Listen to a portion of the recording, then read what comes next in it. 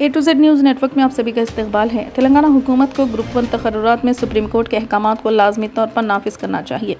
यहाँ तक कि नताइज का ऐलान करने और तकर्रुरी के खतूत जारी करने के बाद भी सुप्रीम कोर्ट ने ऐलान किया है कि इन मुलाजिमतों पर कोई हक़ नहीं, जिससे ज़ाहिर होता है कि इस पूरे अमल में रियासती हुकूमत ने कितनी गलतियाँ की है। जैसा कि सुप्रीम कोर्ट ने इशारा किया, जब तक ग्रुप 1 मुलाजिमतों की तकर्रुरियों का तनाज़ा अदालतों में हल नहीं हो जाता, उम्मीदवारों की बुनियादी जवाबी सीटों को जल्दबाजी से निपटना चाहिए। तेलंगाना हुकूमत ने ग्रुप 1 के नोटिफिकेशन के इजरा से लेकर नताइज के ऐलान तक मुतादिद गलतियाँ की हैं। इसने सदारती हुक्म को पामाल किया।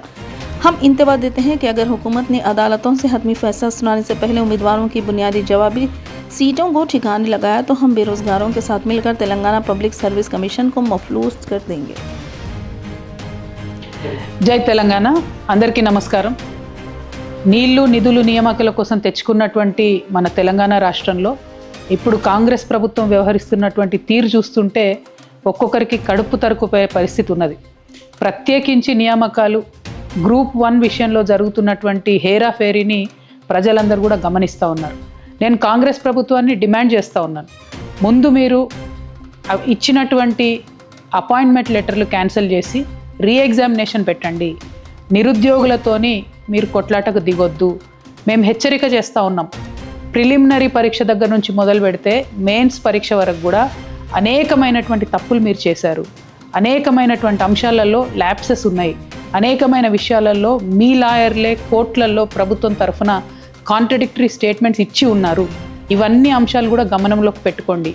రేపు పొద్దున మీరు డివిజన్ బెంచ్ కూడా వెళ్ళారు, నిరుద్యోగుల మీద ఇంత కక్ష సాధింపు చేసి ఒకటి నుంచి ఇంకో దగ్గరికి లిటిగేషన్ చేస్తూ మీరు ఎవరి కోసం పనిచేస్తున్నారు?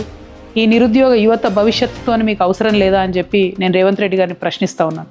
ప్రధానంగా ఒకటే డిమాండ్, ఈరోజు సుప్రీంకోర్టు కూడా ఒక మాట చెప్పింది, ఏవైతే మీరు ఉద్యోగాలు ఇచ్చారో ఆ ఉద్యోగాలు పర్మనెంట్ కాదు, ఆ ఉద్యోగులు ఎప్పుడైనా ఉద్యోగం పోవచ్చు।